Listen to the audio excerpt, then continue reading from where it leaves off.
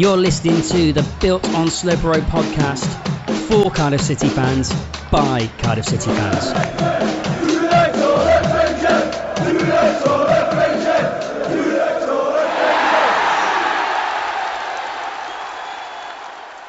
Hello and welcome to the 7th episode now of Built on Sloper Road. Once again, if you've been with us before, then welcome back. If this is your first time listening to us, then hello and welcome. We talk about Cardiff City. We don't talk about the rebrand. We leave that to every other single message board out there. I think that's pretty much overkill.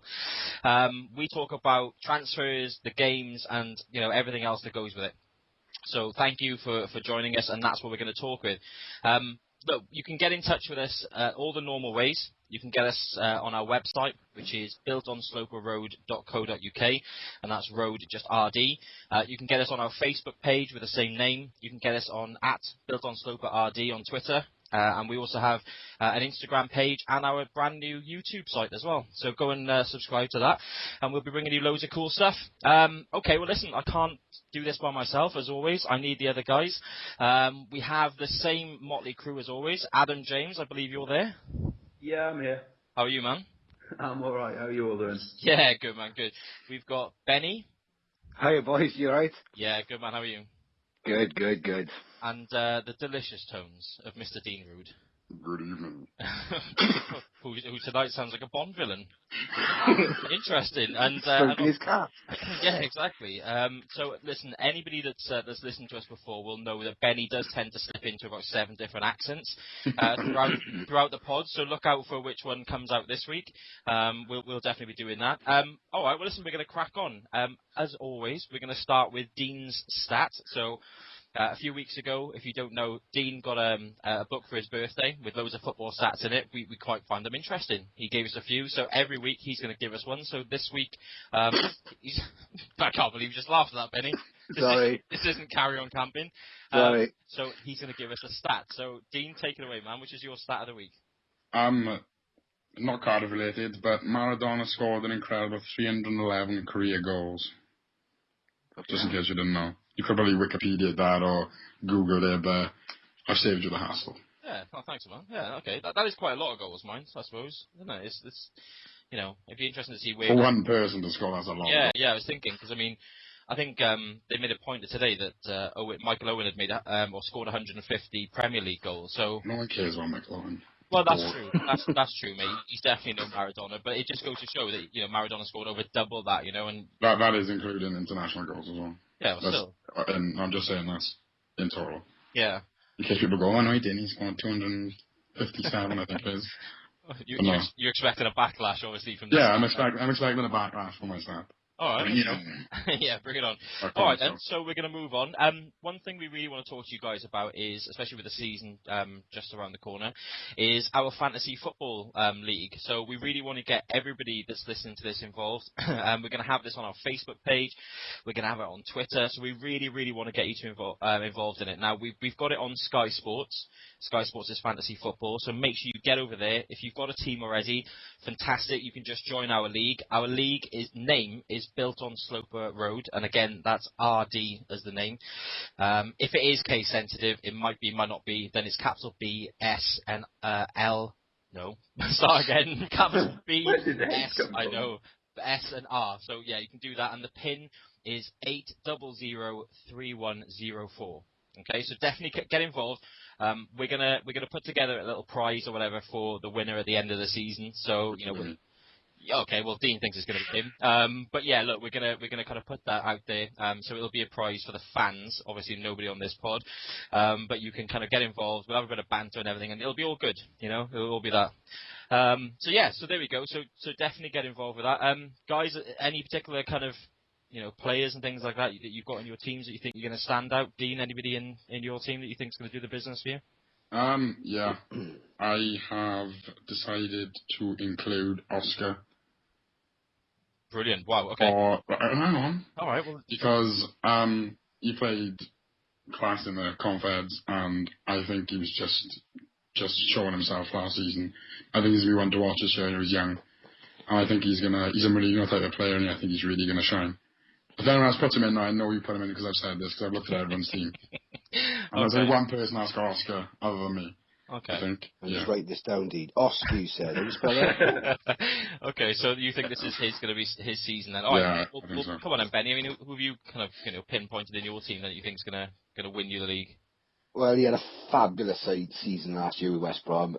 Lukaku for Chelsea. Okay. I reckon he's going to be a star for Chelsea. He'll bang in the goals and, yeah.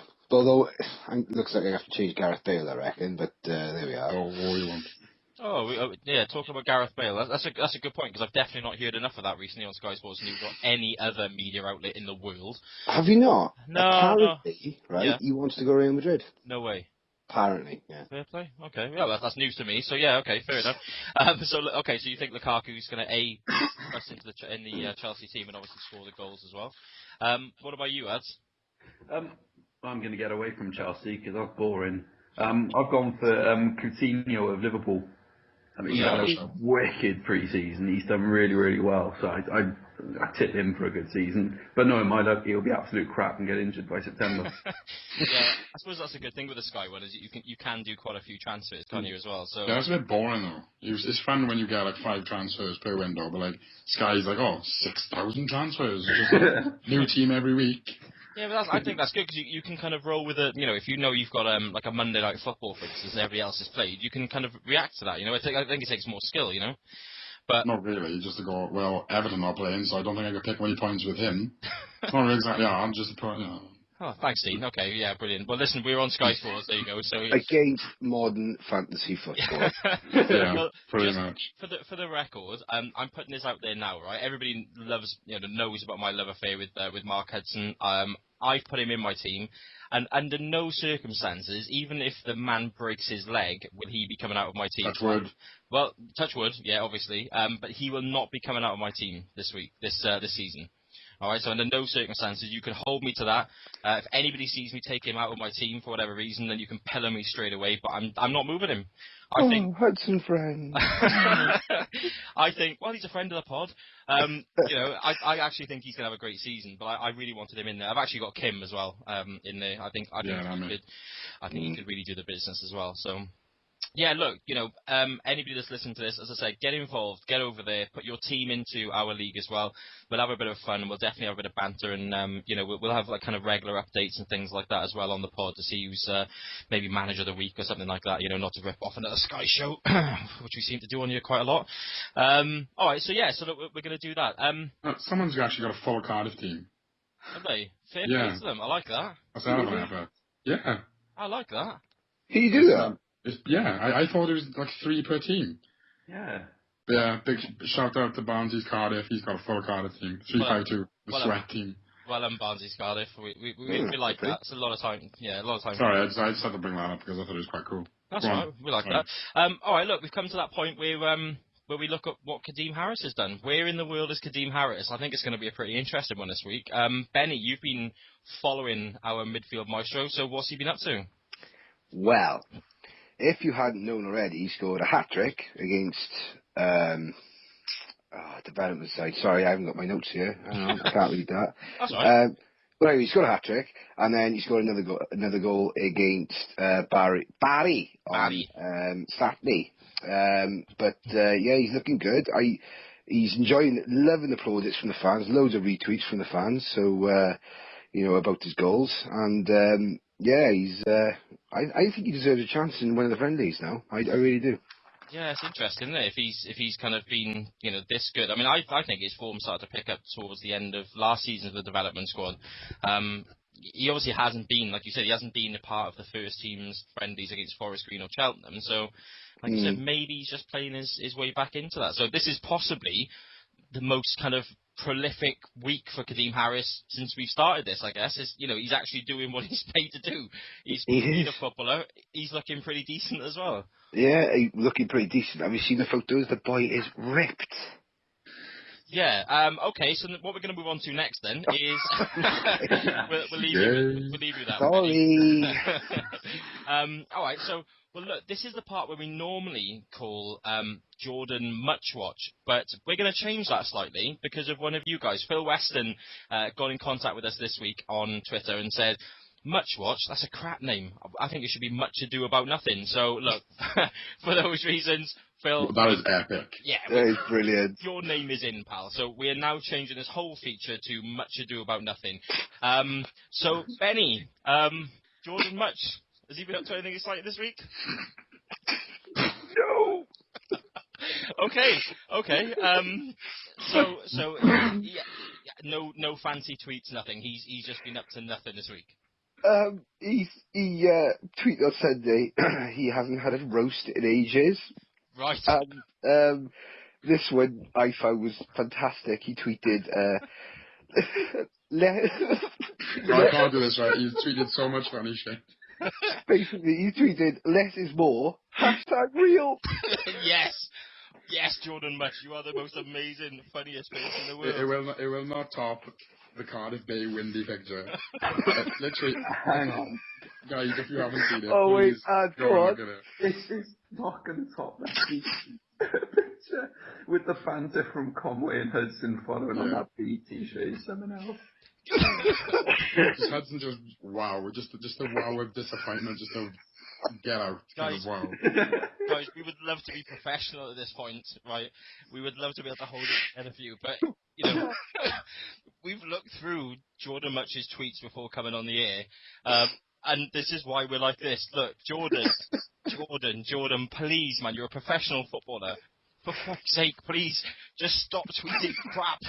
Please, look, you're a hell of a player. We really like you. Please, if you listen to this, look, take it as constructive criticism, right? But your Twitter is terrible. Please, look, anybody that's listening to this, right?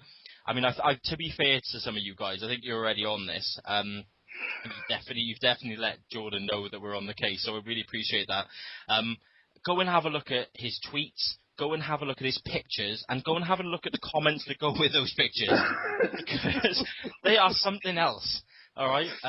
You'd think that a professional footballer earning probably a decent wage per week could find a little bit more to do with his time. A decent pair of shoes. Yeah, decent pair of shoes, which apparently #comfy. Fair play, Jordan. Hey. But Real talk. #real. Yeah. Listen, I can't remember who it was that said this before, but we may even have a contender for joint most boring tweeter ever. Tell us about Mr. Joe Ralls. Big up Joe Rawls. Tweet about half an hour ago. Could do with this tonight. #Switzerland. Right, listen, as we said, right, basically, to kind of cover what Ad said, he kind of said something like, could really do with this tonight, #Switzerland, a picture of a bed, right, which I'm guessing was from when they were away in Switzerland. Guys, look, we're really sorry, right, in fact, you know what, I'm not making any apologies for it, right, we try and bring you decent, stuff about Jordan Much and things, but to be fair, the guy's not helping us out, alright? And like I said, please, everybody, just go and look at his Twitter account. If you're on Twitter, even if you don't ever follow him or nothing, or actually, as it seems to turn out recently, he's lost 2,000 followers. I can't think why. But yeah, go and have a look. I promise you we're not singling the guy out, right? The day that he comes up with an amazing tweet, we will be on it, and I promise you we'll bring it, right? But recently I've seen pictures of him playing chess, and a giant chessboard as well while he's over in Switzerland, just sitting next to Kimbo Kyung on a bench looking, well, just riveted with kind of Kimbo's conversation. He just looked disheartened. He did look disheartened, yeah. I imagine the language barrier was pretty bad there, Jordan can't speak English. I was going to say Kimbo was struggling with what Jordan was saying. But yeah, okay, look, so, Benny, I'm going to ask you one simple question, fella. Has Jordan Much been up to anything exciting this week? No. Right, okay, there we go. So we can move on. Well, that's going to make great podcasting, I'm sure not. And listen, thanks for at least getting through those last few minutes anyway. What is normally a few seconds feature.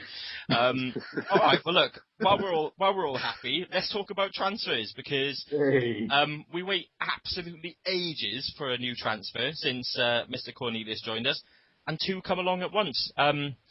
As we're recording this, we're recording this on Monday. Simon Moore, the Brentford goalkeeper, has today signed a 4-year contract, so that's great news.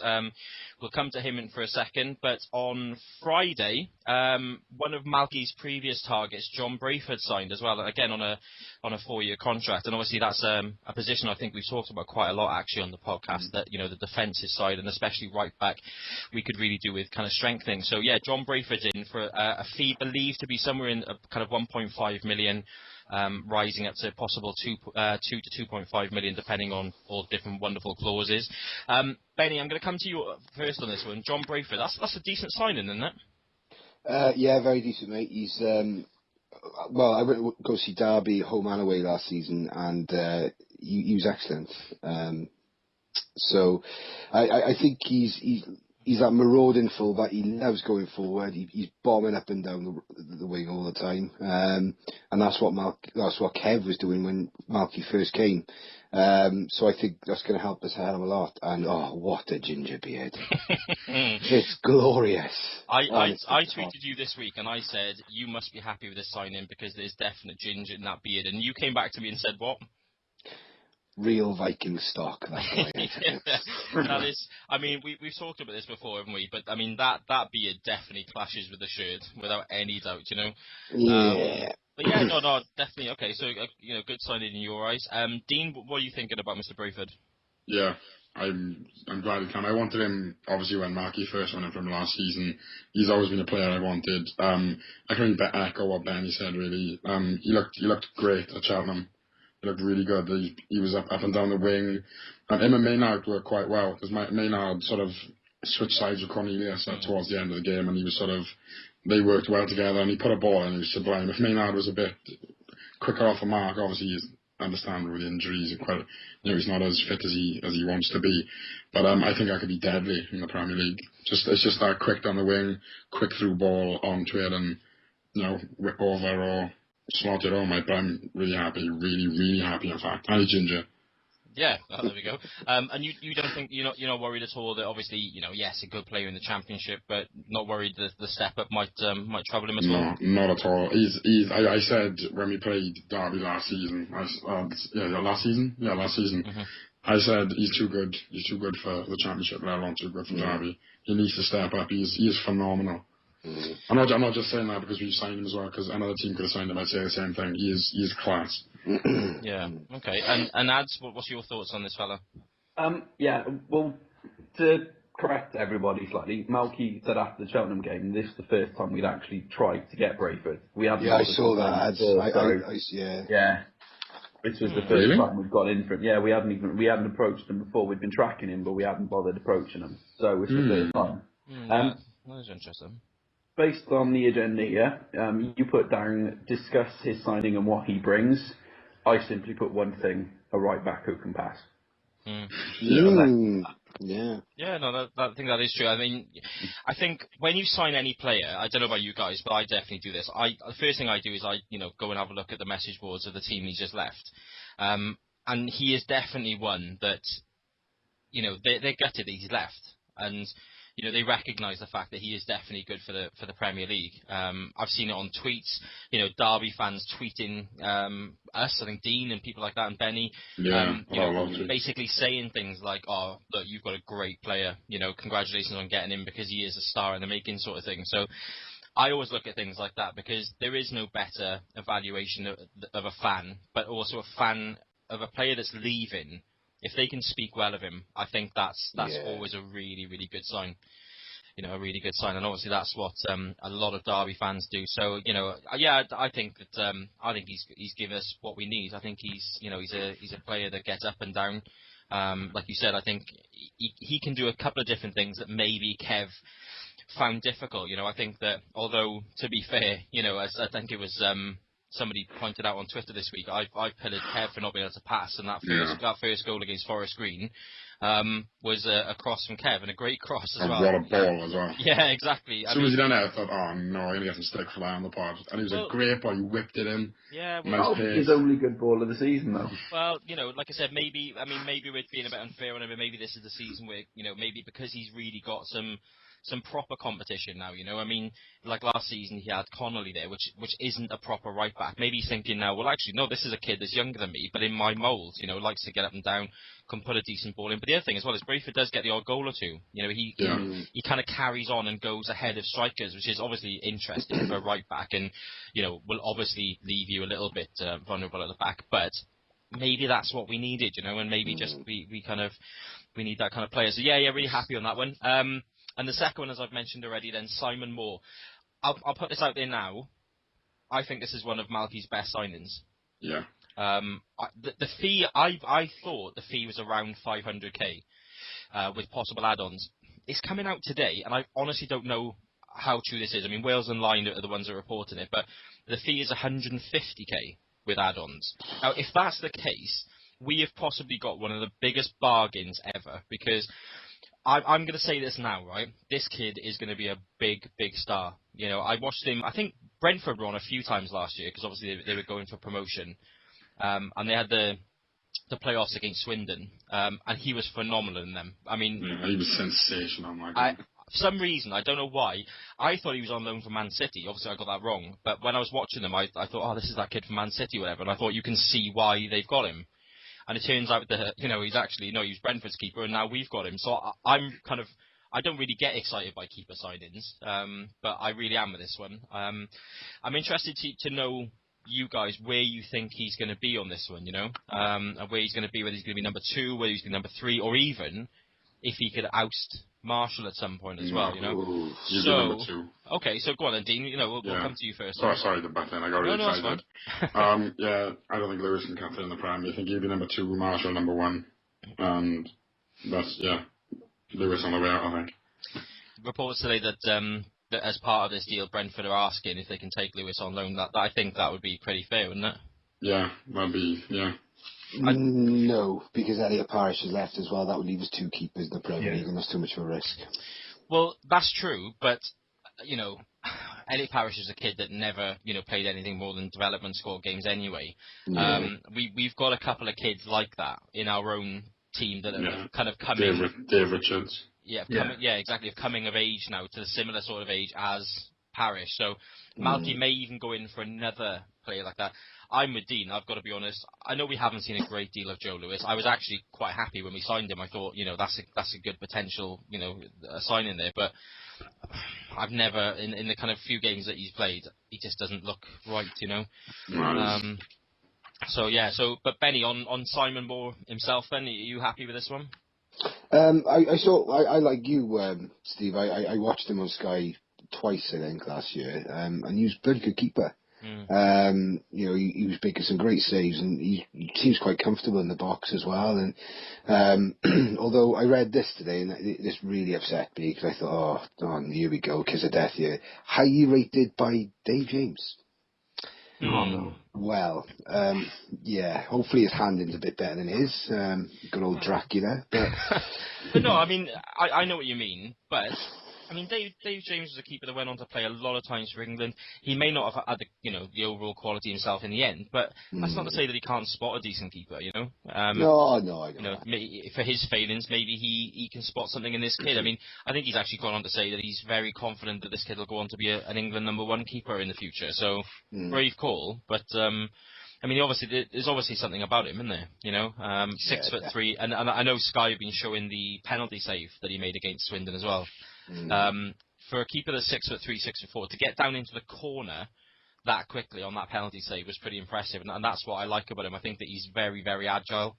I'm interested. I'd like to see him. I've got to be honest. I'd like to see him a bit more. So I'm, kind of hoping and waiting for the time. I mean, lo and behold, we sign him from Brentford. We're playing Brentford, as it stands tomorrow night, as you're hearing this, tonight. Do you reckon he might kind of play in that game, Ads? I think that he'll probably stick with Marshall and Lewis. I think he might might be a bit sore for Brentford fans to see a keeper that's just left come straight back and he's like, "Ooh, playing against you." It's a bit, I know it's pre-season and things like that, but it's still I can't see him playing, to be honest. Again, and I don't see him being in the first team this season. I don't see him being on the bench. I think it's a season of development football for him. Sack off Lewis at the end of the season, then promote him to the bench. So, do you think he'll actually be on the bench? Do you think he'll be number 2 this season, or do you think that Malky will still go with Joe Lewis? I think Malky will go with Joe Lewis for this season. I think he will, just purely on the basis that he knows a bit more about Lewis. Yeah, he's tracked Simon Moore for a while, but he knows Lewis is pushing Marshall, because Marshall has grown since Lewis has come in. If he keeps that pressure going, Marshall will only get better and better. But I agree with what everyone said. I don't think Joe Lewis is a Premiership keeper. I don't think he's a Championship keeper. He's better off being a milkman. Here's something for you. I believe this is right, that over the last 2 seasons, though, Simon Moore's actually played double the amount of games that Joe Lewis has done. You know, and sometimes it's down to things like that a keeper that really is on the up, you know, and actually play games. I mean, I know Malky wants him to develop, and you're never really going to develop when you're number 2 or whatever. I mean, do you think there's an argument to be had then that we keep Lewis and send him back on loan to Brentford or somewhere, send him out on loan full stop? I think we'd have to get another keeper in though if we do that, because as Benny said, you've got to have 3 keepers, and you've got to have that one. If Marshall gets injured and you've got to put Lewis in goal, who are you going to put on the bench? Dave Richards is like, what, a 17, 18-year-old kid, and it could go like the Watford game where they put their 18-year-old kid in and it all went completely apart. You can't take that risk. You have to have 3 keepers who are capable and can deal with the pressure. And if we let Joe Lewis go on, we've got to get another keeper in. Yeah. Okay. But overall, though, we're all happy with him signing. Yeah. 150k is nothing, is it? Well, this is it. I mean, even if it was 500k, I mean, I don't want to sound like we're kind of Billy Big Bollocks all of a sudden, but there was a time where that kind of money was big to us. But it's not, even 500k isn't the worst kind of drop now, considering we paid what, 1.5 to 2 million on Velaconia. 500 isn't as bad. Yeah, he scored again against. Where in the world is Velaconia? Yeah. If only he was on Twitter, tweeting amazing things. Okay, so we're happy with John Brayford and Simon Moore then. Okay, so they're in. They are now officially Cardiff City players, so welcome. That's our 2nd and 3rd signing of the season. Been a couple of rumours going around this week. One of them is obviously stronger than any other, and that's Etienne Capoue. Everybody's talking about it. It's been confirmed by our club, by Toulouse, that we've agreed a fee. This, to me, I don't know. I think this is a kind of worrying. This almost feels like kind of Tom Ince at the moment. That why hasn't he signed? Because when Malky gets a signing, he tends to do it really quickly. Nobody hears about it, and you're just worried, especially after the Tom Ince saga. Is this going to rumble on? Does he really fancy us? And there's a lot of people kind of moaning at the moment. Benny, I'm going to come to you first on this one. I think we share the same kind of opinion, definitely, of this fella. This guy is from some decent stock, isn't he? I don't know where they get him from, but I want one because I think he's bloody brilliant. He looks strong, very Vieira-like, isn't he? From the highlights, and the French media seem to really rate him highly as well. You can definitely see that Malky's targeting that central defensive midfielder, much like Matt Wanyama. Then he definitely pinpointed that as a place in the side which he desperately needs. I'm like you, mate. I'm sitting on the fence firmly on this one. I don't want to say yes, he's coming. No, he's not. I just want him to sign, but I don't want to jinx it because this one I think could turn our pre-season around. Yeah, I mean, the one word, I've watched as many YouTube clips on him as I can, and anybody that's listening to this that hasn't watched the YouTube clips yet, go and watch them. There's one particular clip where somebody's put together, edited his match versus Montpellier, I think it is, and just kind of, I think it's even by an Arsenal fan who I think were, an Arsenal fan that really wanted to sign him. The one word that I watched that and I thought straight away was metronomic, because he makes everything tick. Yeah. He sits in that zone, in his own half, kind of, within the semicircle of his own half, picks the ball up from defenders, just he makes an easy pass. It's just a simple pass every time. But when he needs that longer pass, then he's got that as well. But, I think he made something like 8 tackles, 5 interceptions in that game. It just, how they even lost that game, because, he was everywhere. And, I'm with you. Very, very Vieira-like, which is probably why Arsenal fans are kind of watching it. Okay, so I don't want to kind of push you on it, but you don't want to kind of say one way or the other whether this is going to happen then? I am getting splinters. I'm on the fence. Okay. Dean, I'm going to come to you next then. What do you think about Etienne? I don't know what to make of it really, because you get the sort of odd internet rumour which then, it builds up, and then she goes, yeah, there was no truth in it. Chairman released a statement, the club released a statement, but this is sort of, it's built up, it's staying there, and there's official club statements, I think there is something there, but I think, can I see him come in? Yes. Do I think he'll come? Yes, I think, but like you said, it's got too much of a Tom Ince touch for me. All the signs are pointing towards it, but there's still something that's pulling you back, going, don't get too excited, don't get too into it, because, there's going to be a manhole there or something, it's going to fall down, and Buffy's gone, he signed for Arsenal. As it stands, though, I think he's going to be with us. Like obviously from Twitter, well, this is Monday now, yeah, obviously from Twitter news from earlier on, they've already said that he's refused contact from Fiorentina. That's it, and he doesn't want to go Atletico, so who knows? It could. I think we're all a bit. I can't think of the word. We're all a bit cautious. Is the word cautious? Yeah. We've never been linked with such a big superstar before, and I will use that word because he is phenomenal. We've been used to getting players from Aldershot or teams like that. With no disrespect to Aldershot, but now we're big time. I think we're approaching it with a bit too much caution. I think. I tell you what worries me about this signing, right?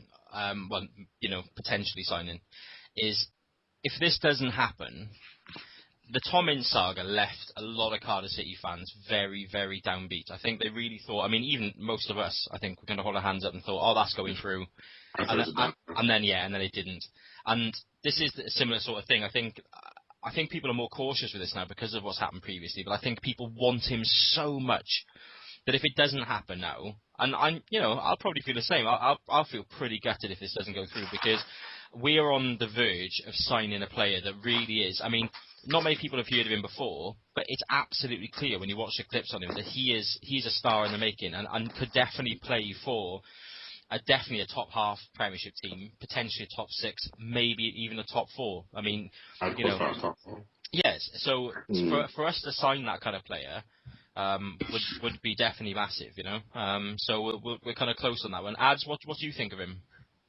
Again, looking at the YouTube videos and things like that, he does look an absolute beast. He does look like he makes teams tick in that respect. But as everyone's saying, there seems to be something that's stopping the deal. I was always concerned when the bloody chairman of Toulouse came out and said, yes, this is happening. You're kind of thinking, well, why is he doing that? Surely it's in the best interest to keep it quiet. Is he the player for another club? Is there something else there? Has the Kapui gone to the chairman and said, I want to play in the Premier League, but I don't really want to play for Cardiff? And is he looking to get a top 6, top 8 club at Newcastle? No, we don't. They're not top 6 or top 8. I'm all about. An Arsenal or a Tottenham. Is he looking for someone like that to come in and step up and get him? As we've talked about before we came on air, there's Chelsea fans on message boards saying, why haven't we been linked to him? And you're kind of thinking, is that buzz now going to filter to clubs who are going to finish above us? And are they going to look and try and hijack the deal? And is that what's holding it up? Until he's wearing his shirt, I don't believe it's going to happen. Yeah, I agree, mate. Okay. No, that's fair, definitely. So you think that if it's going to happen, it has to happen soon? I'd say, you've got 96 hours. If there's nothing after 96 hours, he's after something else, and we should go and sign Lee Cattermore. That's a bit of a kick in the bollocks that is going from that. Yeah, definitely. I know. Yeah, Bridcut. I've said I've said this last week, whenever it was. No, I do like him. All right, another player that's been linked to this then is Mexican defender Hector Moreno, who's currently playing his football for Espanyol. 25 years old, and we've been linked with a £6 to £8 million move for him. I believe he's a centre half, but I think he can play pretty much anywhere across the back line. Dean, what have you kind of looked into this one? What have you seen about this fella? Yeah, I've looked into it a little since the rumours started. Obviously, I haven't really seen much of him playing, but from what I've gathered from people talking, he's quite a solid centre half. Something we need. I think it's someone like him we need alongside someone like Hudson to work together. And I think with having two British, similar style players together, I think it's a bit flat, but with a bit of, well, without sounding really corny, but with a bit of old Spanish Liga style play. I think it could, brighten up the back four a little, give it a bit more of a different dynamic, and different approach on things, Yeah, I think he's got a bit of flair, and again, Does that make sense? Yeah. Yeah, definitely. I mean, look, I know I've been guilty of this probably about 5 times on this particular pod alone, but when you don't know somebody, the first thing you do, you go to Wikipedia, you go to YouTube, and again, it looks like he's one of those centre halves that likes to play the ball out. He's unconventional. There's a few interesting clips of him, the way he clears balls and things like that. He's no nonsense, definitely. I mean, he chucks everything in front of the ball. There's no question about that. But I think when he's got the ball at his feet, I think he can definitely play as well. So I think you're right. I think, the kind of no nonsense would come more from Hudson, and I think maybe the more pacey and kind of flair side would come from him if it happened. Do you see it happening? It's a realistic target, I guess, yeah. But it's not really developing too much other than the odd, sports mall article or Sky Sports. It's not really, Yeah. Okay. That's fair enough. I know you shouldn't really judge things on the internet, but when things tend to happen, they tend to gather a bit of internet pace and a bit of TV coverage, and then next thing, official statements, Yeah, but I mean, again, do we look at this and think, well, actually, that's probably when Marky's at his best, when there is. Yeah, I guess so. Yeah. So I don't know. It's a hard one. Benny, have you looked into this fellow as well? Yeah, well, going back on just what you said, Malky's obviously come out and he said, we make a policy, we do not talk about other players who contract to other clubs. Now, he said that about Bellamy that year he didn't come. So, I personally think this was going to hinge completely on Capoue, because if we do sign Capoue, I think this one will push forward. I don't know why. It's just a gut feeling I got. As with regards to his playing style, he likes to play out of the back, like we say, and this is a bit of a controversial statement as well. But if at Swansea looking at a ball playing centre half, they're good. Yeah, I hate saying that. Well, it's true. It's true. It is true. You're right. I mean, look, we can't hide away the fact that, however we feel about Swansea, they play football, and you're right. If they're linked with a player, that they're a certain type of player. Then it doesn't necessarily mean they're going to be the next best thing, but they, like you said, they look for a particular type of player, and I'm guessing that Laudrup knows him well and things. So okay, so. But my only question would be, can he play a 40-yard diag like Ben Turner? Well, has he got that in his locker? We'll hopefully find out. Ads again. I mean, if anybody can dig up anything on a player that we've never heard of, it'd be you. Have you looked at looked at anything about this guy? Done some digging. Espanyol are permanently skint, so it makes it more likely that we'll get him for less than market value. Apart from that, the way he plays out from the back and he throws himself everything, he comes across as like a Mexican version of David Luiz without the free kicks. Just kind of that kind of play. I think he'll be a decent acquisition for us, but nothing's really happened in the last few days. It's just kind of appeared and then gone away. And 3 days before we were linked to him, Everton were linked to him. So you're kind of thinking, right, yeah, is it just paper talk because he wants to move? Is his agent pissing about? Are the club actually putting him out there to say that we need to sell him, otherwise we can't stay afloat this season? Is it something like that? You just don't know, because he is called their star defender wherever you bloody read. Yeah. There's a lot of talk about it, but nothing's really happening. So are you kind of edging on the side of this probably won't happen then? I'll stick with what I said for Capoue. When he's in his shirt, I'll believe it happened. Okay. One thing I want to ask you guys, just about transfers in general. I think this is something that maybe some City fans are starting to think now, and I'll be honest, it's crossed my mind. I don't know how much I think it's true or not, but we're obviously looking at a certain caliber of player, right? And I think some of these are genuinely top quality players. Does that actually bring a problem in itself? Because for me, maybe some of these players like, Wanyama and Capoue and people like, Marino and things like that now, are we looking above our station here? Do we, has people got a point that maybe we should be lowering our sights slightly and looking, No, if you do that, you end up like QPR. Yeah. True, but at the same hand, do we run a risk of, come into September the 2nd when the deadline actually closes and think we haven't really got enough here, whereas we could have got players that maybe weren't as good as Capoue, but are still much better than we had. But you've then got to look, are they better than what we've got? I mean, it looks like Malky's trying to build a spine with Cornelius, Capoue, Moreno and Marshall. That's a really solid spine. Mm-hmm. And you look at, do you just buy somebody for the sake of it? Do you go and buy Lee Cattermole? Do you go and buy Paul Parry just because they're available? You buy someone to deliberately improve the side. So yeah, keep on being optimistic. After a while, it'll come off. Yeah, I agree with you. I mean, I like the fact that he's building. Malky's done it since the minute you walk through the door. He's only tend to pick up a couple of experienced heads, and he's built the side around, the squad around young emerging talent. So I definitely like that. I'm not saying that that's what I definitely think.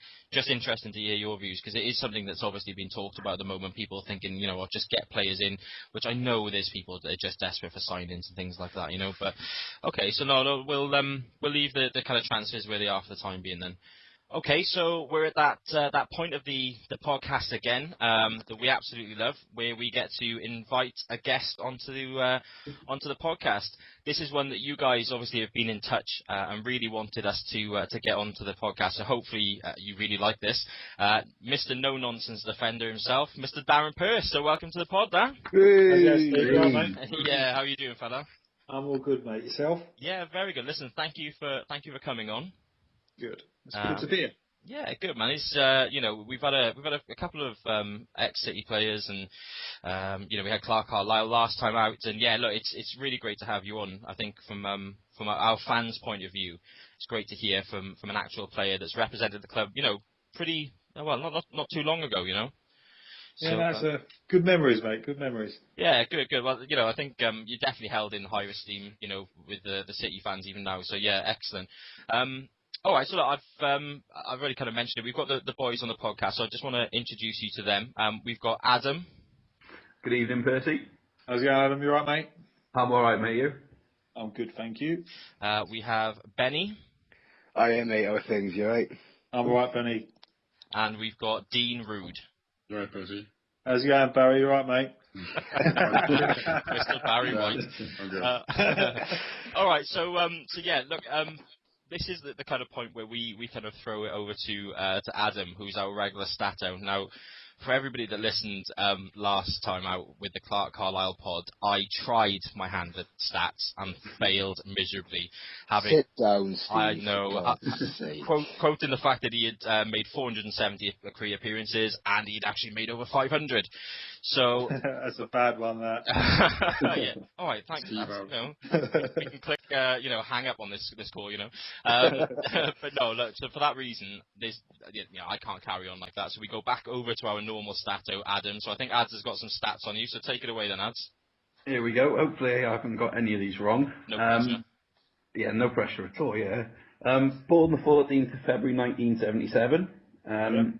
Percy describes himself as a no-nonsense defender who can play a bit of football if I need to, but I like to organise and motivate people. I do like the bit where you say if I need to, as if to say after time you get everyone else to do it. Yeah, that's it. Last club that you appeared at was Northampton Town on trial after leaving Port Vale. This is the one that I don't want to get wrong. It was total career appearances to date of 638. Yeah, sounds about scoring right. 43 goals. He scored 10 goals for Cardiff in 111 games. 2 caps for the England under-21s. And the good old red card stat. Since the 2001-2002 season, you've received 12 red cards. Bloody hell. To be fair, I think, and that's 2001. I think before that I had a couple. I think I'm up to about 14. I think so. Nice. It's, I was having to look for earlier stats. It was difficult to get that, especially with your loan to Finland. yeah, it's not something I'm proud of. I got sent off out there as well, so you can add that on there. So, can you just confirm that Ads, has got all them right, yeah? But Yeah, roughly. Listen, I haven't counted every single appearance I've made, but I knew I made 600 about 12 months ago, so 638 sounds about right. Yeah, well done, Adam. Yeah, no bias at all there. You're obviously better than me. So no, that's cool. Listen, great stats as well, lad. That's all right. It's great. I'm the only one I think that stands out for me is that you only scored 10 goals for Cardiff. I could have sworn you scored. I thought you scored that with your head, let alone the penalties. Yeah, no, I think from the time then, obviously 111 appearance, I think Alan said, was I think towards the end of my career at Cardiff, I didn't play that much, so I bet you that then 10 goals all came within the first sort of two and a half seasons that I was there. So so that's probably why you thought I scored a lot more, because they came in a shorter space of time, because towards the end, obviously he was playing with Roger Johnson and Glenn Leuven, so I didn't really get a look in towards the end. All right, okay. Well, listen, yeah, thanks for those ads. All right, well, look, let's kind of kick off your time with Cardiff then. So you joined from West Brom. Yeah. So just talk to us a little bit about that. How the move came about. How you felt when you first heard that we were interested, and how you kind of settled into the club, really. Well, at West Brom, Brian Robson came in charge. It was the season when we was bottom at Christmas and stayed up in the Premier League, which was a great achievement. I was captain of the club, and in the summer, Brian Robson just basically said to me, "I don't fancy you. I don't want you to be at the club anymore." So I had 2 years left. I could have sat there and picked my money up, but that's not the sort of person I am. And I had two options. I could have gone to Southampton, which Harry Redknapp was in charge, or Cardiff City. I went and had a chat with Harry Redknapp. Brand new stadium, fantastic training facilities. But for some reason, I just didn't fancy it down there. It was, I knew they was having trouble with the board. I think Rupert Lowe was in charge, and I knew they weren't getting on. Speaking to Dave Jones and Sam Aman, it was just if you'd looked at the two on paper, you never would have picked Cardiff City, but something floated me boat about the football club. Went and had a look around Cardiff, the Bay, everything, and I can honestly say it's probably four best years of my career. Really loved it down there, and my only regret was I only moved down with about 2 years left of me time there. I wish I'd moved down straight from the start, because Cardiff is a fantastic city that and still love going down there now. Yeah, I mean, you just mentioned something there, which is, pretty kind of emotive news right now. That you mentioned Sam Hammam. Obviously, he's come back as a life president kind of role. Nobody really knows, to be honest, what that means. If he is going to have a say, apparently he's got a representative on the board.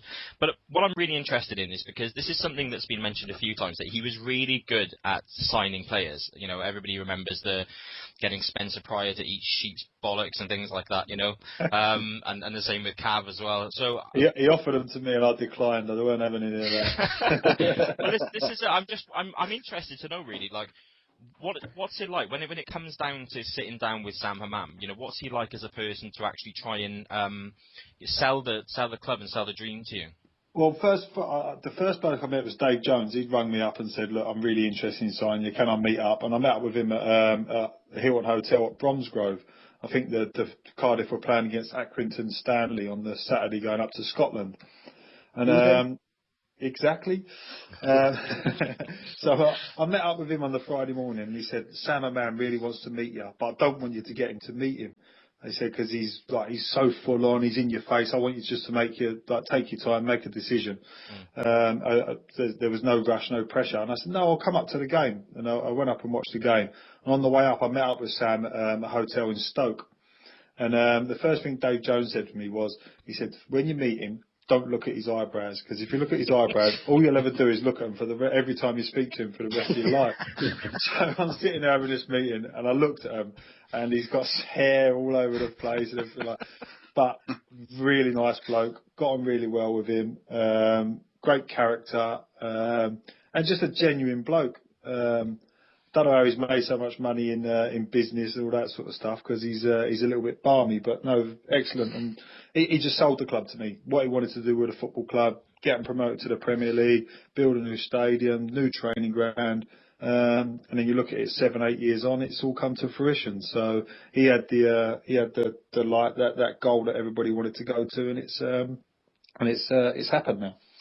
Yeah, I mean, I remember, I wasn't at that game, but I remember the message boards, as they do, going kind of crazy at the time. Oh, Darren Purse is at the game, and I think it was somebody like the Echo or somebody like that had kind of managed to get a picture of you sat in the seats and everything. So it was one of those ones as a fan. It was like, oh right, that's going through then, Yeah. You're kind of really kind of happy about that. So yeah, no, I remember that. All right, well listen, I obviously asked you a couple of questions. I know the boys have got some as well. So I'm going to come to Dean first. Who I think's got a question for you. So go take it ahead, Dean. Yeah. You've played in obviously quite a few derbies throughout your career. I just want to know, which is your favourite derby you've ever played in? I would love to say Cardiff Swansea, but I'm not. I'm going to say Blues Villa. But basically because I never lost a go. I played in, I think it was 7 Blues Villa derbies and never lost one of them. So that always sticks in my mind. But the second would be the obviously Swansea Cardiff one, because the worst thing about that game was we played on the Tuesday. The first game for so many years was on the Tuesday night. I think it was a Carling Cup game. And I think Steve McPhail got sent off in the game, and I think we ended up losing it. So unhappy memories from that point of view. But no, that was probably the second best derby that I've played in. It is a great derby to play, and especially the build up to it, and the atmosphere, especially at Ninian Park, was superb. And good memories. I did enjoy playing in them games. Yeah, definitely. Just out of interest, I mean, again, we don't, as fans, we don't get to hear this. We try and create the atmosphere. But for you as a player, how ferocious is that atmosphere between a Cardiff and Swansea derby? Yeah, obviously, the managers try and play it down a little bit. When you, obviously, before the game, they're saying the team that keeps 11 players on the pitch will win the game and that sort of thing. But as soon as you cross that white line, you know what it means to the fans. You know how much and how desperate they're going to be to walk into work on Monday morning and absolutely rip the hell out of the team that they've beat on the Saturday afternoon. And obviously, with it being a local game, it just always has that little bit of an edge to it. And players do understand that, and that's probably why you get a lot more sending offs and incidents in them games, because it does mean a lot more to the players as well as the fans. Yeah, true. Ads, I think you've got a question for Darren as well. I do, yeah, mate. It follows on slightly from the question from Dean. It's one particular Midlands derby. It was that Midlands derby in 2002 with that Enkleman on goal. Yeah. What was that particular derby actually like? And how the hell do you celebrate a goal like that? What do you do? Oh, you celebrate it, mate. Don't worry. Don't matter how it goes in the back of that net. You still celebrate. And I think that was the first goal as well. Jeff Horsfield, I think it was the first goal of the game. So it was, it meant a hell of a lot, because I think that we hadn't played Villa for 27 years, I think it was, something like that. And, it was a massive, massive game. As I said, the build up to it during the week just adds to the intensity of that game. And, superb. It was a great, and I think there was a mass pitch invasion when that goal went in. Obviously, it wasn't nice, because I think Enks, because I obviously played with him at Cardiff as well. He actually got punched in the face by a Birmingham fan, which is not nice. But it just shows you what it means to fans when you do get one up on their local rivals. And as I said before, I think I played in 7 Blues Villa derbies and never lost one of them. So it's a stat that I'm proud of. That. It's a decent record, definitely. Yeah, very good, especially Villa are the bigger side out of the two as well. Yeah. With, obviously the Premier League and been in the Premier League for so long. So it's a good stat. I'm happy with that. Just following on from that as well, what you said about the fact that you played with Enks as well. I mean, you must have given him some stick over that, didn't you? A little bit. Not so much if we went out on a night out and I'd had a few drinks, then he used to get a little bit of it, yeah. But he was quite a laid back lad, and he just used to take it on the chin and just sort of play along with it a little bit. And I think he was happy about it as well, because I think it made him quite famous for the wrong reasons, if you know what I mean. I think he used to get Christmas cards from Blues fans, so it was quite funny. Yeah, he's been known in his time to drop a bollock or two, I think. So yeah. He's got a rick in him, hasn't he? So, yeah, I mean, no, he's a great lad though. Yeah, I was gonna say he just seemed one of those guys because of his hair and stuff as well. You know, like they always say their keepers are a little bit crazy and stuff. He always came across to me like that kind of keeper, like you just be mental on a night out, you know. Yeah, no, he was quite laid back. I always remember he came back after the first season he came in. We did a bit of running for pre-season, and I'm not the best runner in the world, but I actually lapped him, and I was so happy because I think I was second last and he was last. So while Inks was running, I weren't the last on the in the run, so I was well happy. Yeah, so you like that then? Cool. And Benny, I think you got one as well. Yeah, mate. Just wondering, you had a reputation for scoring some penalties for us when you were here, and obviously somewhat rare for a centre back.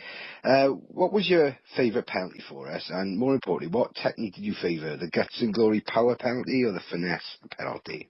I usually place them. I usually put them in either corner, and I think the one penalty I blasted against was against Coventry at Ninian Park in front of the end behind the goal, and I smashed it and I hit the crossbar. Yeah, I remember that one. I was a little bit gutted about that, but yeah, I usually place them, and it's something I've always done ever since I was a kid, was take penalties. I enjoy the pressure of it, and until I was 14, I was always a centre forward, so I always used to like scoring goals. So it was an easy goal really, but it's always nice. I really enjoy taking them, and I've probably had the best moment of my career was taking a penalty, so that was good. What was your favourite penalty then? It's got to be Millennium Stadium for Birmingham in the World Cup. So I think as a kid you always dream about scoring in the cup final, and I've been lucky enough to do that. I tell you what, Percy, I wish you had been there instead of Anthony Gerrard taking that penalty in the League Cup final. I really, really do. But there we go. Never mind. You can't change it. It's happened. It happened. I know. I kind of remember that word in the cup final as well. I'm pretty sure you had curtains back then as well, didn't you? I did. I had long hair back then. Yeah. My kids keep seeing pictures of me from when I was about 21, and they say, "That's not you, Dad." I said, "That was the fashion back then, kids. Honest." But they don't believe me. Yeah, neither do us. All right, Ads, I don't know if you've got any other questions for Darren? Yeah, I got one. Again, it's not Cardiff related again. I've gone different parts of your career. You regard help keeping Plymouth in the league as one of the biggest achievements in your career.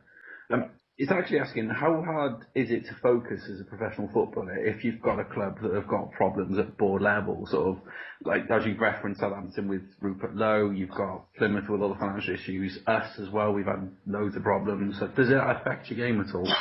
It just gives the players an excuse going onto the football pitch, whereas you want everybody to be really focused on winning football matches.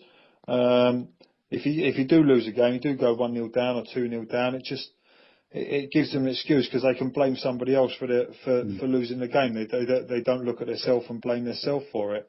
So that's the only reason that obviously all the off the field problems can obviously make things bad for teams, because there's an excuse there waiting and ready for the players to use. But obviously going back to the Plymouth thing, that was one of me that to go there. I think I went there in November. Peter Risdale was down there. I think some Blues Cardiff fans will love or hate him. I don't know. But I always got on okay with him.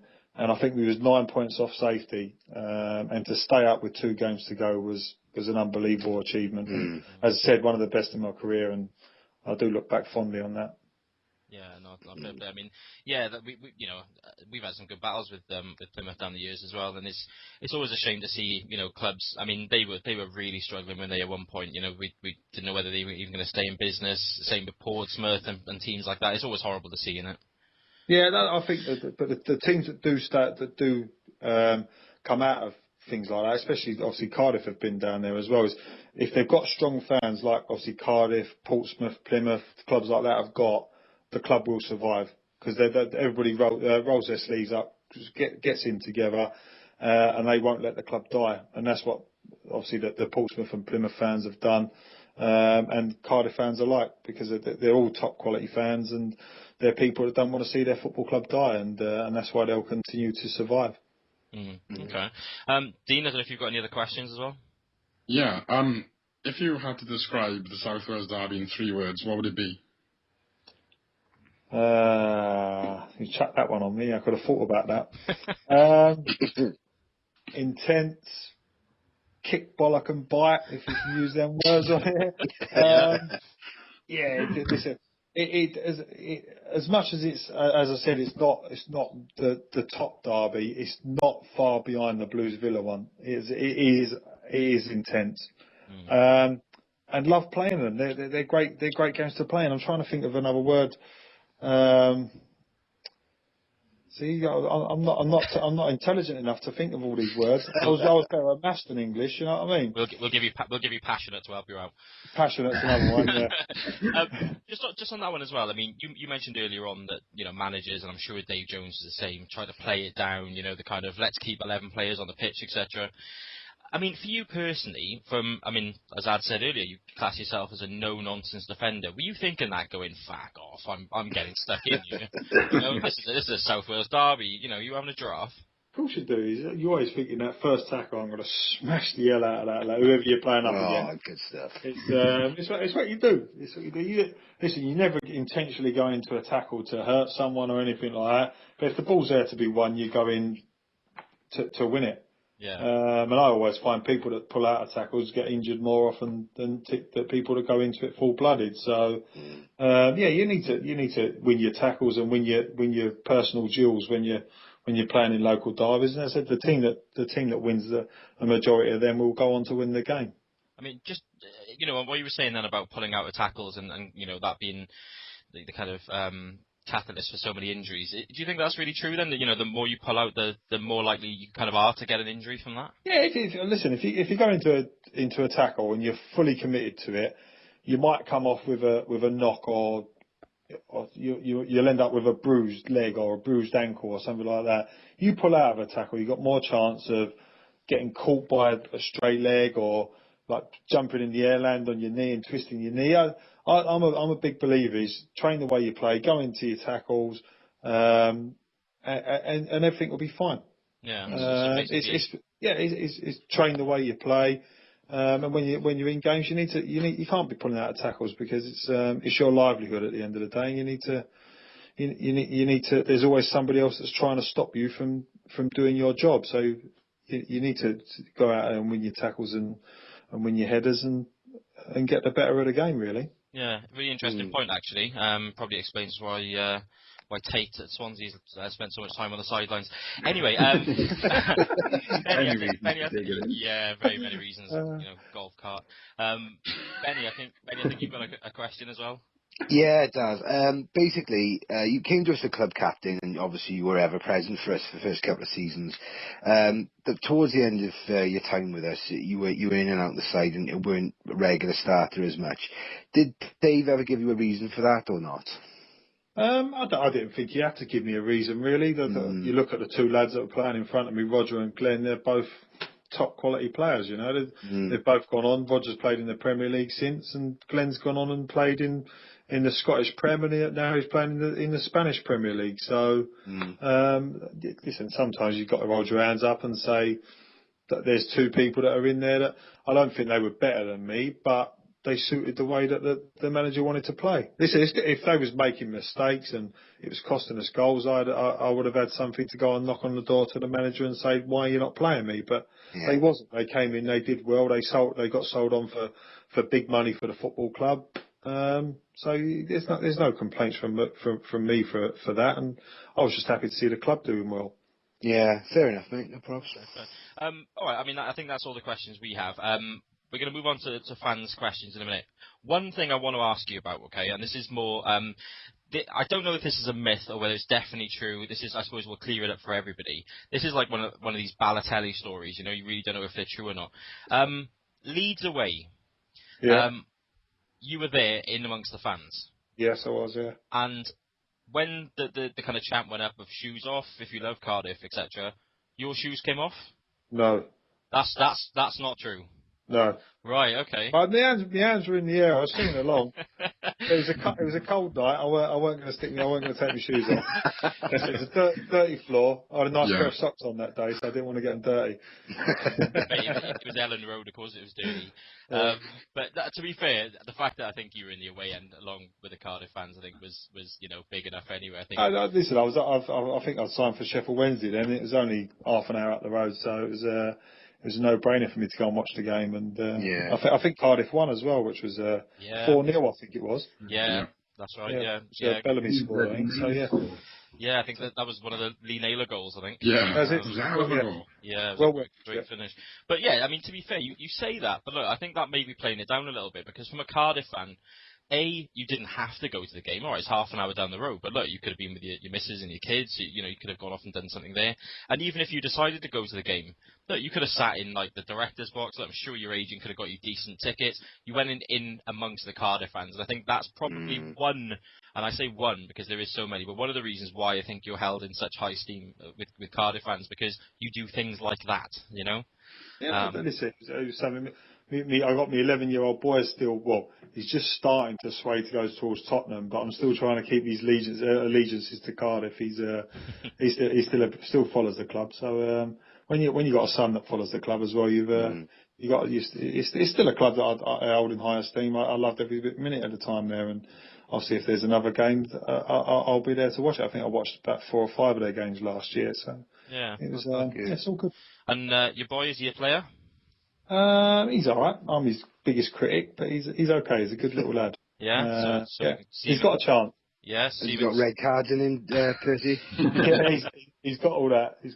He keeps watching me do it, and he thinks he can do it on a Sunday morning. The rest keep pulling him up on it. But he's got all the little dirty tricks, grabbing hold of people and all that. So he's learned well. Yeah, good to hear. Only a matter of time before he starts shaving his head then. All right, so look, obviously thanks for asking or answering our questions. That's just being nosy, I guess, and really wanting to know personally from you. Obviously we've been talking all week, the fact that you were coming on. As always, we've been inundated with questions from fans. As I said, you were always a popular choice. So so we're going to go over to those now. I think Adam's actually got the first one, so we'll go over to Adam. I do. It was sent in from Ashley Matthews on Facebook, and he's simply asked, what are your best and worst memories playing for Cardiff? Best memories. Can I say the whole 4 years? Yeah. Yeah. Listen, I don't want to play it down on you, but I loved playing for Cardiff City for 4 years. It was, and I said on and off the pitch, it was probably the best 4 years of my career.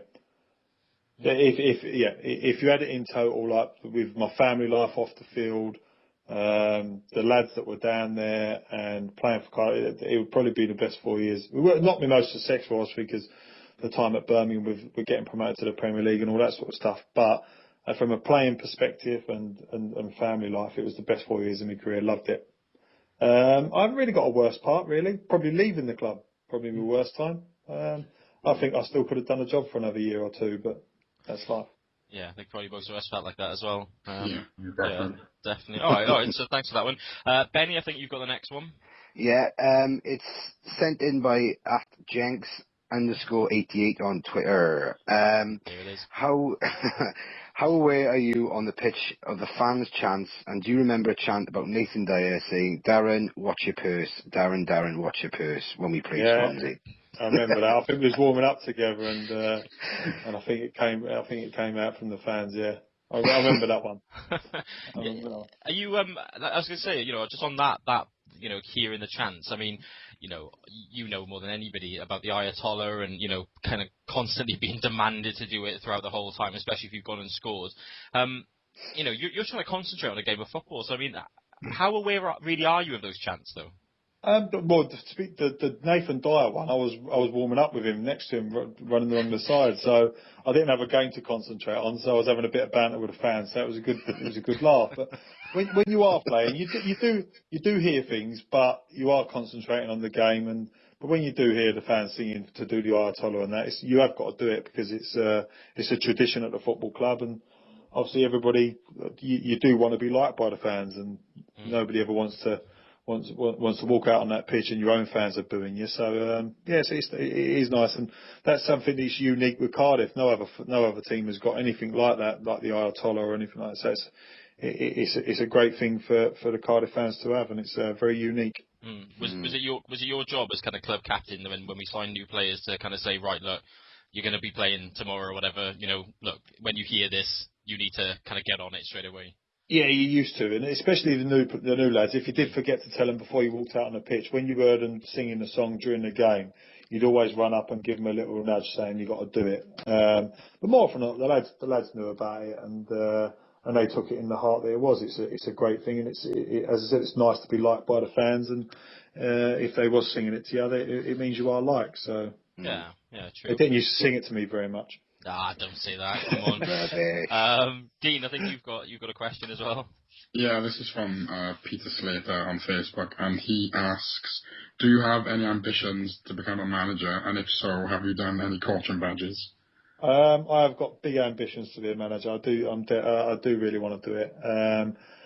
At the minute, I'm in between clubs. I do want to carry on playing. I'm 36, but you've got to look at your next career from playing, and that hopefully for me is coaching and going into management. I've got my A license, which is obviously there's only one sort of coaching qualification higher than that. That's a pro. So the qualifications are there. I'm going on my certificate of football management course, which is a year-long course at Warwick University, starting in September. So that's another thing that I can stick on my CV.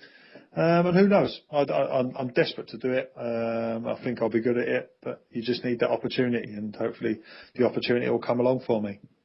Yeah, okay, fair enough. All right, and the last question then. I've got this one. This was sent in by Michael Davis, and he sent this in via email. This goes back to the FA Cup final. And I kind of laugh at this because I just remember this happening at the time. But how relieved were you to get your ban overturned going into that FA Cup final? Listen, it should never have been overturned. And remind us again, exactly who did you know on the FAW board? Listen, I didn't know any of them, but there was plenty of people in Cardiff that knew them, and I think that was why it happened. Listen, it should never have been overturned. It was a terrible tackle, but it did. I was on the bench for the FA Cup final, which was great. I know. I was very lucky to get away with it, and I was actually playing golf at Celtic Manor when and I got the phone call from the secretary to say it had been overturned. So it was a jubilation. I had a couple of beers to celebrate that night. What were the words of reaction that you said when you got when overturned there? I was actually playing with Dave Jones, the manager, with Dave Jones, and I just shouted out, yes, big shout of yes. And he went, what's the matter? I said, do you not know? And he went, no. I said, Jason Turner, the secretary, he's just rung me and said I got away with it. And he just laughed his head off and he said, did you get away with that? There you go. Going on the back of that question, Percy, obviously you must have been gutted that you'd been sent off against him because you realised you would have missed the final. But did it give you a little bit of, was it a little bit less of feeling gutted when you realised it was actually Andy Cole you did it to, or? Well, he's come out and said some crappy things about me since that, but listen, it's up to him. I'm not going to drop myself to that level and start handing somebody in there. I mean, just have to take it on the chin, let him have his 2 pennies worth, and move on. You know, it happened, and that was that. As I said, it was a poor tackle from me, but. There was never any malice in it, and he's come out and said some stuff, but he just let him get on with it. It's up to him if he wants to drop himself to them levels. Yeah, well said. Well, listen, Percy, that's it. You know, it's been a great pleasure to have you on. You know, to be fair, you've been really frank and honest as well, and we really kind of loved that. So, you know, thanks for taking time out, obviously, to come on yourself. Thanks for answering all our questions and obviously the fans' questions as well. You know. No, thanks for having me on. It's been good. It's been great to speak to you, boys, and hopefully Cardiff will stay up this year. It should be a good season for them. Yeah, well, you know, it's an interesting one for us for sure, you know. But like always, it's always going to be a bit of a roller coaster, I'm sure, you know. Enjoy visiting all them Premier League grounds. Yeah, we will do. Listen, we'll say goodbye. But yeah, thanks for your time, man. Cheers, gents. No Speak worries. to you later. See you later. Bye. All right, so look, how good was it again to have another ex-City player? So Darren Pearce, I think he was pretty honest then, wasn't he, guys? Yeah, definitely. Yeah. Top guy. Yeah, I really like that actually. He's again one of the old style defenders that told it as it was, and I think he'll always be a kind of City legend in a lot of people's eyes. You know, for the reasons I said about going to Leeds and always giving his 150% every single time. You know, Just gutted he didn't take his shoes off. Yeah, I know. Why didn't he do that? I know. Pissy floor. Yeah, Pessy Floor. Yeah, it is Leeds, isn't it? I suppose. So yeah, it's going to be hanging there. All right. So we've done that. We've come to the point then where, as you know, every week we look at a particular position within the Cardiff City's team, and we look at the best player of the last 20 years, and then we come and invite them to live on Sloper Road forever. So this is our feature at home on Sloper Road. Bit of a tough one this week, guys. I think you'll all admit. We're looking at the right wing position. I know personally this, I've tried to do a little bit of digging, and it's one of those positions where actually we haven't had anybody that's really, really stood out. So this may even just come down to kind of personal preference and what we've really felt, you know. So Benny, then we'll go with you then. I mean, what have you come up with for this position? Well, there's a couple of names that spring to mind. Hobie McInerney being the first one. Hobie? Yeah, I liked him. Is that how you pronounce his name? Hobie? It's Hobie, yeah. Is it? Okay. Is it really? I thought it was Joby. Yeah, I always thought it was Hobie. Okay. I don't know. But anyway, Hobie McInerney, I liked him. Again, he reminded me of Berkey. When Berkey came in, he was the first winger we'd had since him, who would really go at the defenders. That classic bums off seats when he goes down the wing. They were great to watch. Yeah. But they were too lightweight. They never had a final delivery, and it really frustrated me at times, because if Berkey had that final delivery, he would have been out. Well, he'd be Premier League. I still say that now. But the one player that I thought stood out, and he wasn't exactly a conventional right winger, but talent-wise, he's on a par, maybe a bit below, but on a par with Peter Whittingham. Jason Kumas. First spell, not the second. He had everything. That first game he came on against Leeds, he was not fit. He came on, he smashed it. It went flying past. Who was in goal? Neil Sullivan? Yeah, I think it was. And I thought, hang on, Dad, we got a ball here. And the dad went, yeah, big time. So, and it was the free kicks, he had everything. That one season, he was class. But he's the epitome of too good for Championship, very average Premier League. Yeah, okay. But for me, he was the one who stood out at right wing. Yeah, I think he kind of forced himself into almost being a one-season legend, you know, which doesn't happen to too many players. All right, so Kumas then is your shout. Dean, who are we going with from you? Well, I spoke to you guys earlier about this because I really struggled. I had the same problem with ads where it's trying to fit all the midfielders into the midfield because we've got so many which I want to put in there.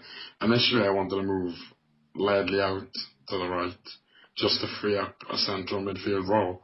But obviously, he played on the right in the Cup final, Carling Cup final. Was it the FA Cup final, sorry. Yeah. But I don't remember that, Dean. I honestly don't remember that. It was like we played like a 4-4-1 or 4-1-4-1, was it? In the Cup final? Yeah, in the because he tore, what's his name? Liverpool right back. He tore Glenn Johnson, so right back, a new backside. So I don't understand how he would be on the right wing. It was. That's the setup in the programme, really. Was it? Yeah. I'm always 99% sure. I might be wrong, man. You know, I make things up all the time. but initially I wanted to move him out, Ledley out wide to free up like a central role. But in the end, I ended up going for Ads' favourite, Paul Parry. I know people. I know he wasn't the most, conventional wingers. But he was always a fan's favourite. When he gave 150,000 million% every time he played. There was how much percent? 150,000 Benny. So actual figure. Oh, right, okay. I thought you could only have 100%, but yeah, carry on, yeah. We've had 150% just now. Yeah, no. I know what people got to do when we nearly lost him and stuff with all the financial trouble we had and stuff. But no, to me, he had everything that we needed in the winger, really. He contributed in the goal front as well, which not many midfielders do these days. They really, if you think about it. Modern wingers don't tend to that much, do they? I mean, in across, header in, or The sweaty cutback goal. Yeah, well, he definitely did that. He definitely did that. You know, that's one thing I remember about Parry. He did come off that right wing onto his left foot and bang. Do you know what I mean? Oh yeah. He was the original Juan Mata. The original Juan Mata. Yeah. That's a show. That is. All right, cool. So we've got Paul Parry from you then, Dean. Right, ads. Who are we putting in for you? Well, I got my list down to 6. Right. Okay. To go into it, I went on the route of Paul Parry, Chris Burke, yeah, Luigi Lombard. Oh God. No, don't worry about it. No, John Robinson, Craig Conway, and Joby Magnus. Okay. I got rid of Luigi Lombard quite quickly.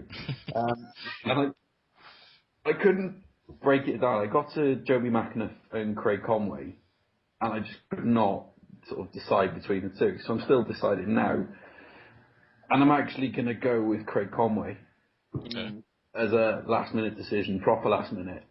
And it's purely on the basis that he asked to leave to play football because he wanted to play football and he hasn't let us down since. The guy's an absolute machine. He's not very quick. He's, there's quicker wingers out there, but he doesn't stop. He really, really doesn't stop. And he was shouting at Cornelius in a bloody friendly. I mean, come on, that's a guy that loves the team. And yeah, since he's got his chance back, he's not let the side down at all. And I respect him for that. So I'm going to go with Conway, all right. Okay. Yeah, I mean, I definitely agree in the fact that you're right. I mean, I don't think he ever wanted to leave the club, but like you said, for his purposes, for international football, I think he wanted to get going and play somewhere else. And I think Malky respected obviously what he must have done in training. And like you said, the minute he came in, he took that chance. I remember that goal against Sheffield Wednesday. Portsmouth, I can't remember who it is. I think it was Sheffield Wednesday last season. He just kind of took it at the edge of the box and smashed it in. Yeah, Sheffield Wednesday. Yeah, it was. I think he won us the game in like the 90th minute or something. So yeah, he is, and he's funny enough. I'll come to my decision in a minute, but he's very much like the player that I've gone for in that he is very, very direct, and probably. I'm still thinking now, maybe Bellamy, but he's possibly still the most direct player we've got in our team, in our squad. He just goes out play. And I'll tell you one thing about Craig Conway, which I've really noticed, and if he hopefully does go on to play for us again, every single person on the pod, on listening to this, you look at how Craig Conway buys free kicks. I'm not saying cheating. He gets fouled, and it is a foul every time, but he's got experience of a player that's like 36 years old. Yeah. He'll take the ball into a corner just when we need it. When we need that kind of pressure off our back four, Craig Conway's the one running with the ball, and he'll get brought down, and he'll buy free kicks, and not buy them. I think that's wrong because he does get fouled, but I think his style gets him that free kick. And it's always something I've thought, wow, to be fair to the guy, like he gives it everything, but he actually wins some important free kicks just when times where we need a bit of pressure. Okay, well, this is really interesting this week then. It doesn't surprise me. We've actually gone for 4 different players.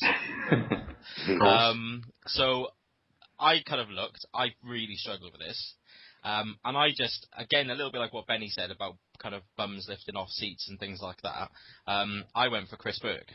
Just because I agree, he didn't have as good a final ball as he maybe could have.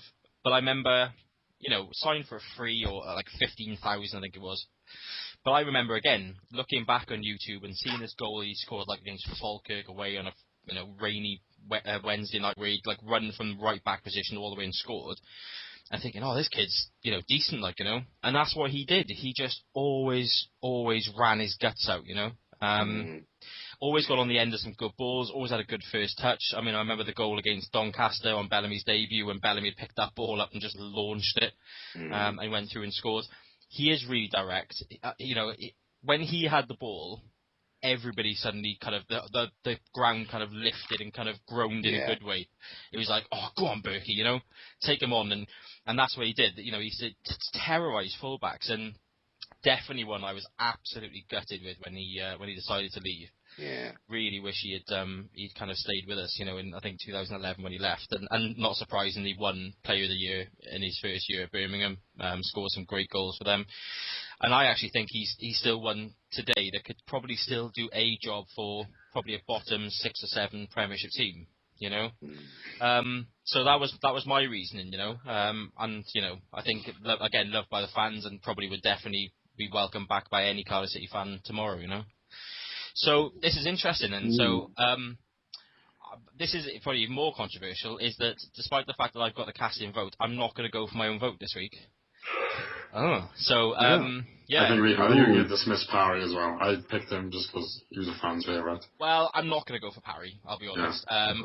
But, you know, yeah, look at ads tingling now, which one is going to be? Yeah. And I would never normally do this. The whole point of this was the fact that it was going to be a player from the last 20 years. But I think Benny's got a point with Kumas. No. Because I think that season, when he came in, he carried it like no other. Yeah, I mean, again, you know, everybody that summer when he went back to West Brom, every single person wanted him. You know, every single fan wanted him because he was just electric. He did everything, like you said, cutting inside. I don't actually think he was right midfield in the end. I just think he was in that free role. He just played everywhere. He did have a free role, yeah, but he started the season off as a right winger. I think every week he would officially start on the right.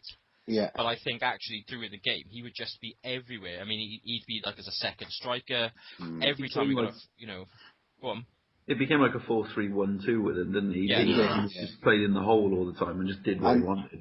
Let's be honest as well, guys.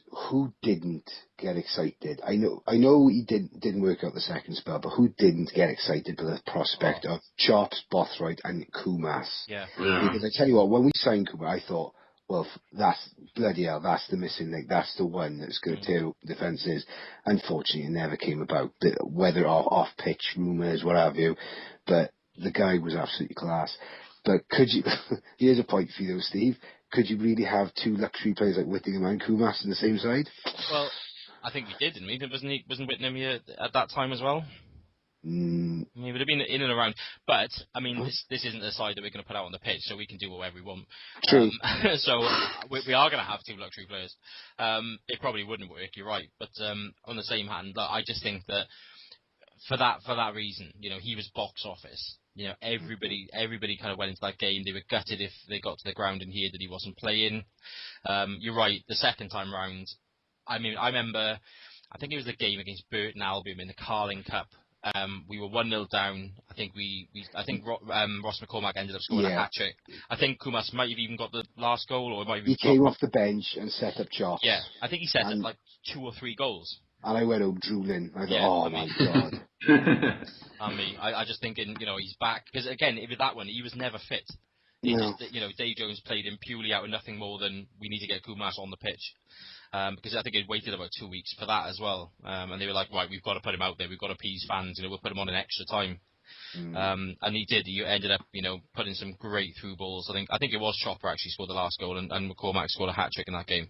That was the last game, wasn't it? Yeah. Yeah, he was just, I mean, you know, Kumas was electric. But, yeah, so I don't really want to put somebody through just for being with us one season or one and a bit season. But I actually think that I kind of have to, because he's probably made the biggest impact in all-round, like I said, box office field than anybody else in there.